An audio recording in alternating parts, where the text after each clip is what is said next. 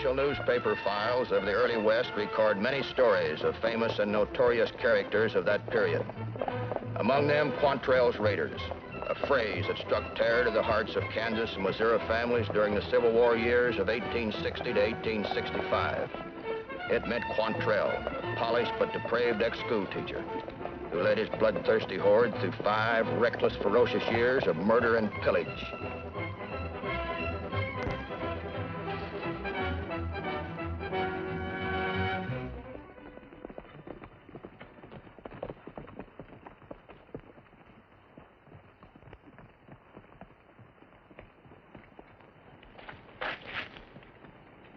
Union troopers.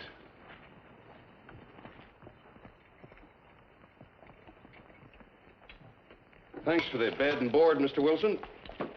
It's a pleasure meeting a Union sympathizer in Missouri. It's a pleasure to serve you, sir.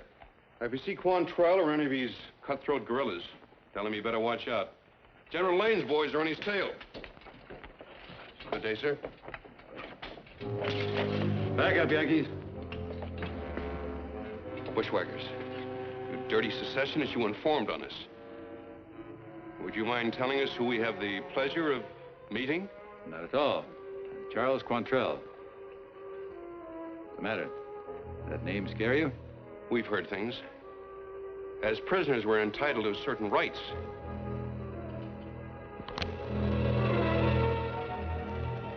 You wouldn't, sir.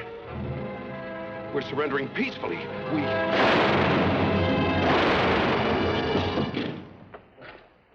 Wilson. Yes, sir. Get them out of here. Be sure you get their boots and their guns. They won't need them anymore.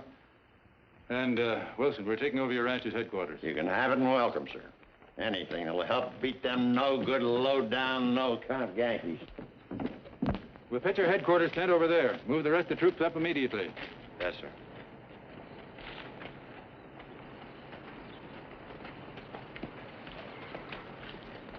Found this one spying on us from the woods, Captain. Get down.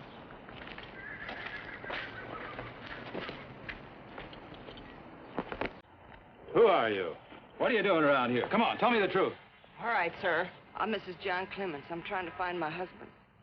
The Yankees burned our home last week, and I got nowhere to go. I've got to find him. I've just got to find him. Why are you dressed like a boy? I thought I'd be safer. Among the Federals, yes. You're in Southern country, ma'am, where a gentlewoman is always safe. You're free to go. My compliments. Thank you, Captain.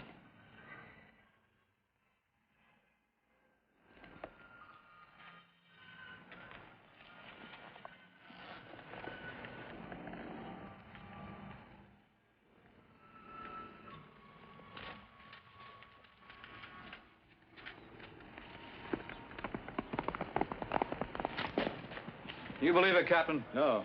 Why'd Colonel loose? What would you have done, Todd? Well, I would have... Well, you listen, we don't take prisoners, we don't war on women. What else was there to do?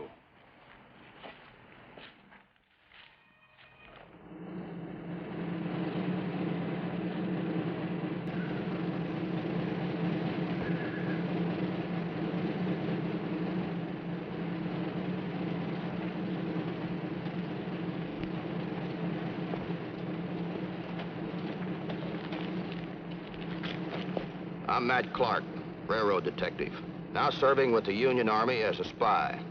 Division headquarters had sent me down here because as a railroad man, I knew the country. I was told to report to Colonel Marsham in charge of intelligence for the Border Command for further instructions. He wasn't in when I arrived, but I didn't have long to wait.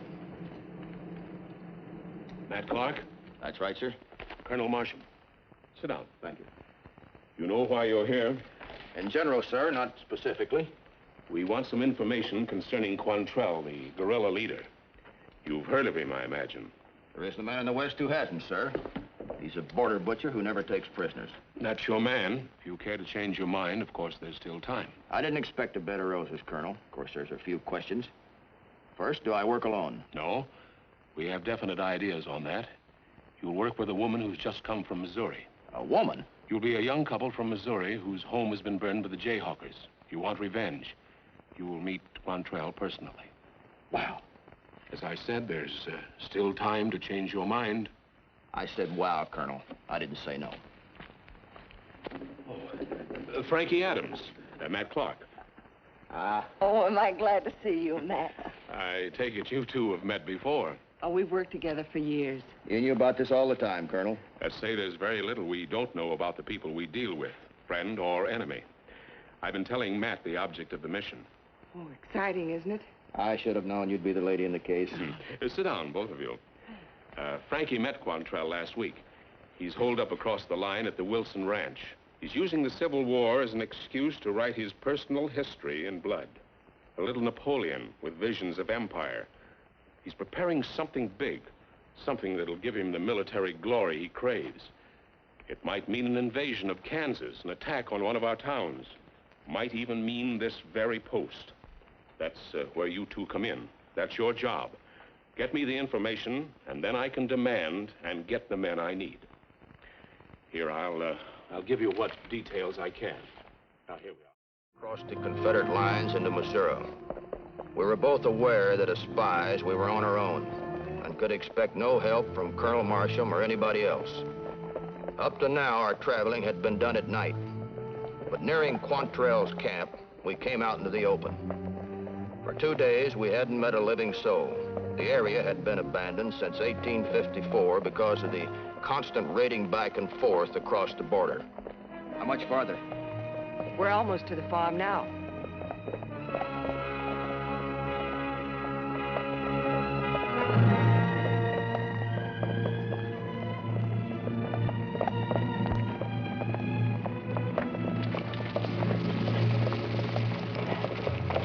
See what's in the packs. Get off your horses.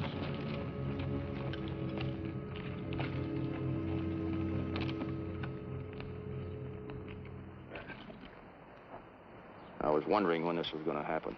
Just don't be nervous, that's all. Don't even remind me of it. Where are you going? No place, just moving along. Who are you? If you're Yankees or Union sympathizers, start making your peace with the Lord. I'm Bill Anderson.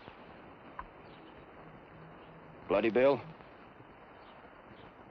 Some folks call me that. Well, I'm sure proud to know you, Bill. My name's John Clementson. This is my missus. Wandering around these parts can be mighty dangerous, Clemens. Or maybe you ain't heard. I heard Charlie Quantrill was looking for fighting men. That's what I heard. Sure would like to join up. Follow me.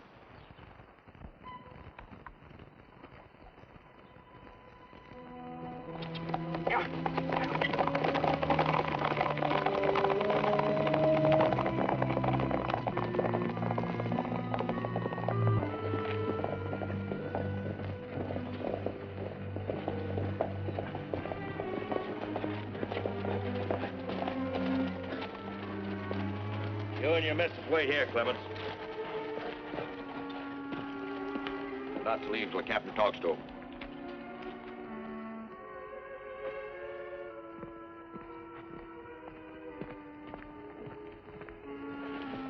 Come in. Sit down, you're just in time. I told the secretary how I felt about these stupid rules of war. He asked me what I'd do. I told him I'd wage such a war as to make surrender impossible. I'd cover the armies of the Union with blood. I would invade, I would exterminate, and I would keep right on killing until I was the victor, complete and unquestioned. We're fighting a holy war of vengeance. Right now, sitting over there in Lawrence is Jim Lane, and with him, 100 more mad dog Yankees just like him. They're the men who burned your ranches, who insulted your mothers and your sisters. Stand at attention. Have your men check their guns in their saddles. We'll hit Lawrence tonight. We'll wipe it off the face of the earth. Yes, sir. We'll be ready at sundown.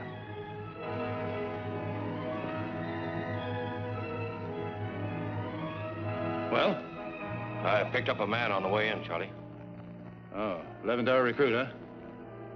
Where is he? I'll get him.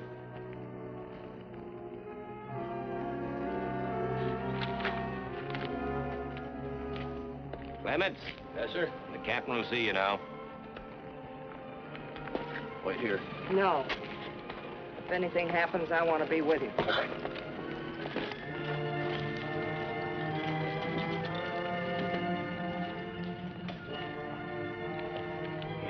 Truth, Captain. His name's Clemens.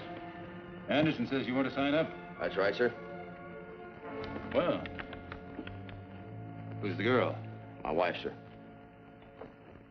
You leaving a pretty girl like her at home? The South needs every man it can get, sir. I want to fight. All right, he'll do. Anderson, see that he draws his provisions and gets his ammunition. He'll ride with us tonight. Come on, Clemens. Just a minute, miss. I want to talk with your wife.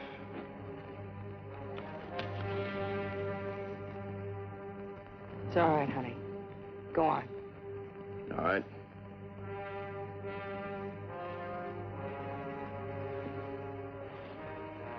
Well, just what do you plan on doing with your husband away fighting a war? Oh, I can nurse. Or I can smuggle ammunition from Kansas City just like the other women. Mighty pretty to be wasting on dangerous work like that. These are cruel times.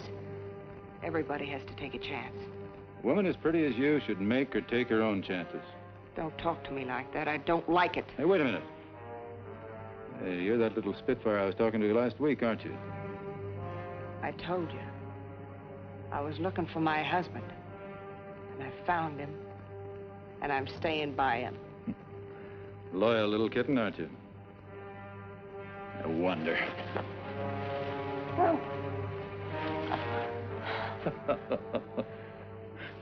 How long have you been married? 3 years. 3 years, married to a clod of a farmer. Hasn't even enough to buy you a gingham dress or a bonnet. You deserve better than that. I love him. That's worth more to me than a dress.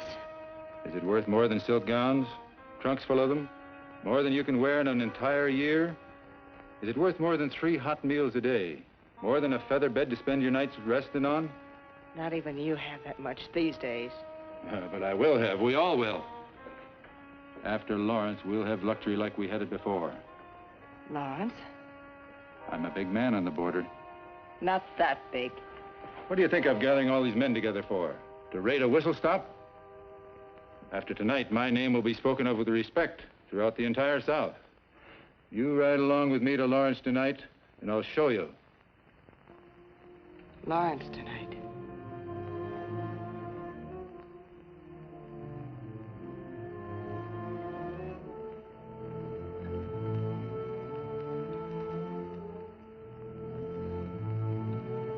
You know something?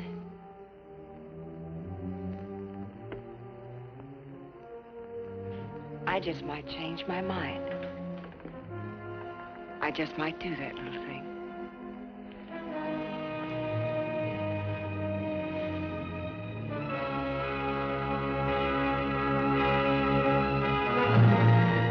I trust Mrs. Clemens. I sincerely trust this is some kind of a joke of an extremely poor taste. No joke, Quantrill. Turn around. You fire that thing once, the whole camp will come running. Be one sure way of getting you, though.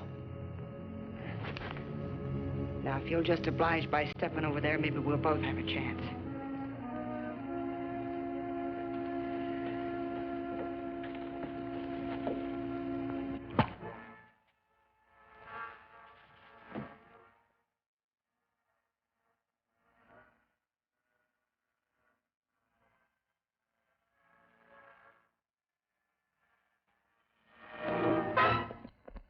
Oh, John! Aren't you going to kiss me goodbye? Huh? I got the information. Where's Quantrill? I had to pistol whip him. They're Yankee spies! Hold them!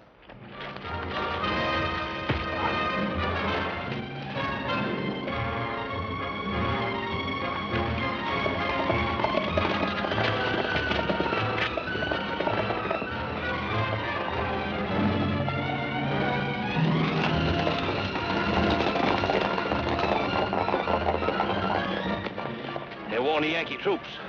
But too late. Too late.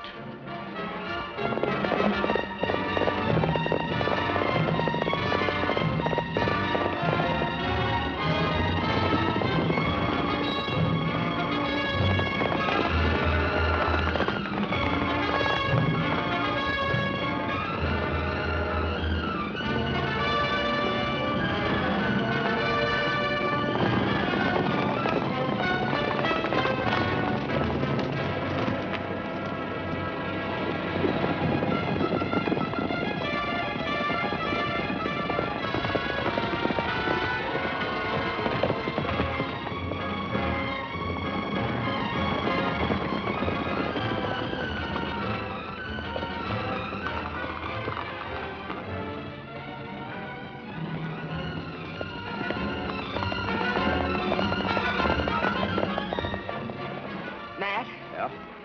Quantrill's raiding Lawrence tonight. Tonight? That's what he said. Well, that leaves us no time to get to Colonel Marsham. We'll have to ride to Lawrence herself and warn the townspeople.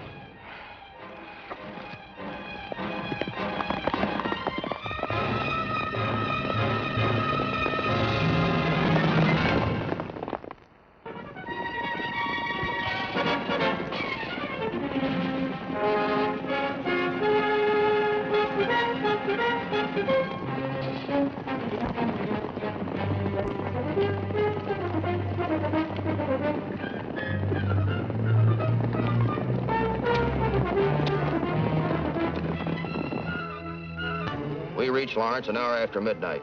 As we rode down the street, the town was asleep and as still as death.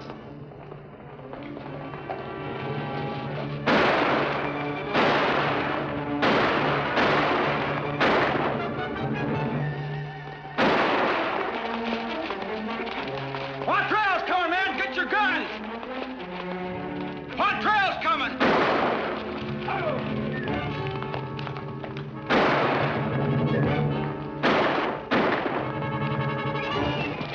Get the women and children in the courthouse. All right, Matt.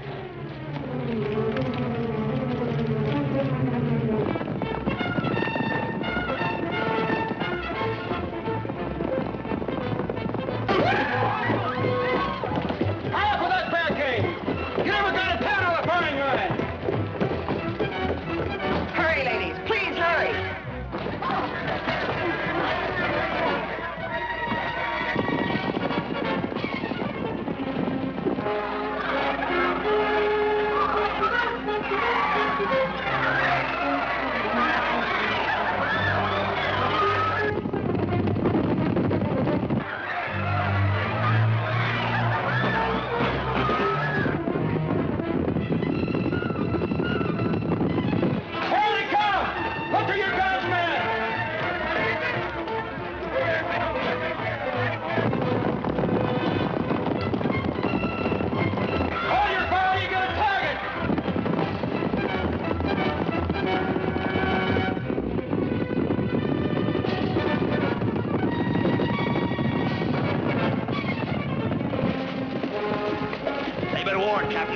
Just a bunch of farmers.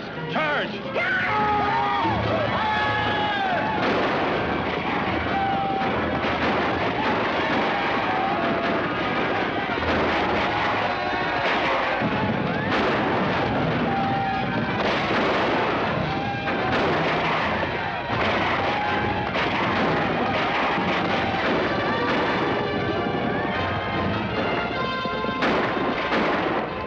Deploy your men. Use the torch. Burn the town. Burn it, Captain? To the ground. Yes, sir.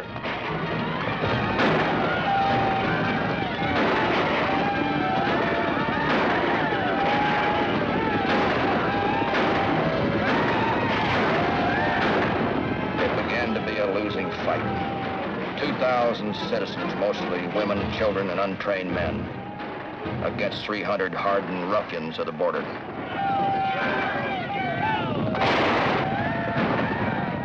Fire that wagon! Send it against the barricades!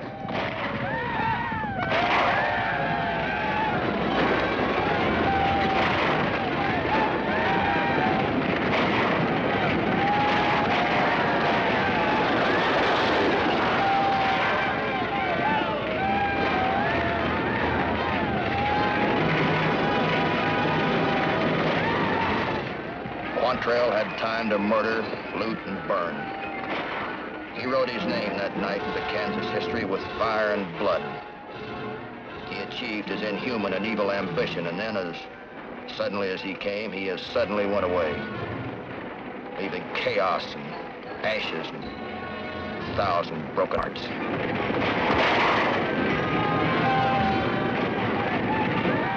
Frank and I were amongst the lucky ones that survived that night. Quantrill's raiders were pursued and sections of his band were cut off and destroyed. I was personally detailed by Colonel Marsham to take as many men as I needed and pursue Quantrill himself until I killed or captured him. During the months we spent tracking him down, he was declared an outlaw by the Confederate Army, the very forces he had been pretending to serve. In May 1865, we got word that he was down in Kentucky at Wakefield's ranch, not far from Louisville.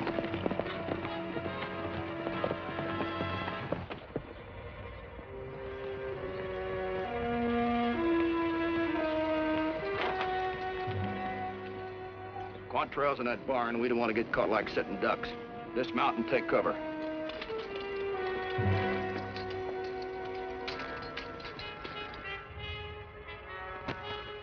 We must have been seen as we rode up, for as it turned out.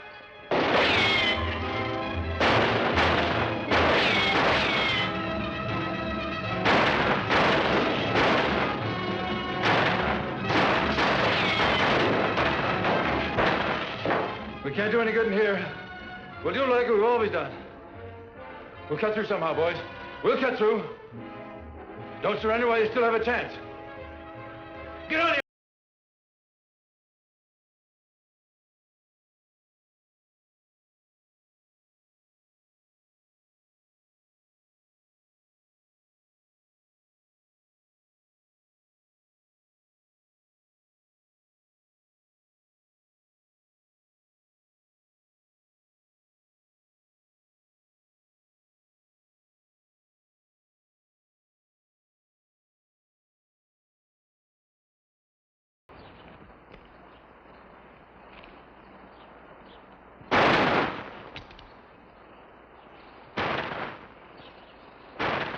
On your horses and after men, I'll take Quantrill.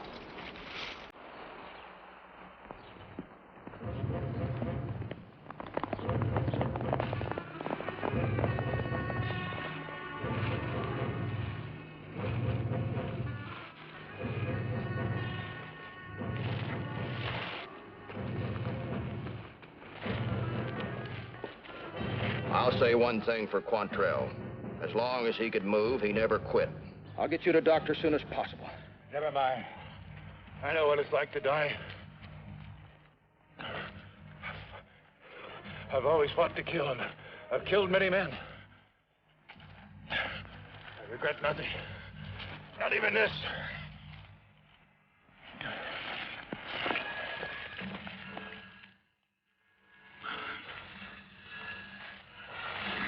No, Quantrill, the mad dog of the border, wasn't dead yet.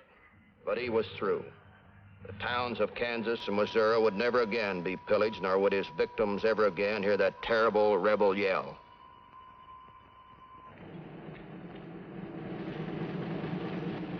About a month later, Frankie and I were summoned to the Colonel's headquarters. Good afternoon, Colonel. Hello, Frankie. Matt. Howdy, Colonel. You sent for us, huh? Yes, I did. I want to thank you both for a job well done. Here's something that might interest you. It's a telegram from Louisville, Kentucky. William Clark Quantrill, born in Canal, Dover, Ohio, but known in Missouri as Charlie Quantrill. You see, Frankie, he lied to people. Said he come from Maryland to make them think he was a Southerner. He even changed his name to Charlie Quantrill. Died here at the hospital of the military prison this 6th day of June, 1865. Signed, W.L. Sloan. Well, I guess that's the end of the border raiders. More than that, Frankie, it looks like the end of this terrible war. It can't last much longer. Oh, by the way, I've arranged with Central Intelligence for a 2-week leave of absence for both of you. Oh, thanks, Colonel. Well, get out of here before somebody changes his mind. Last one out is a no-good, low-down, no-account Yankee.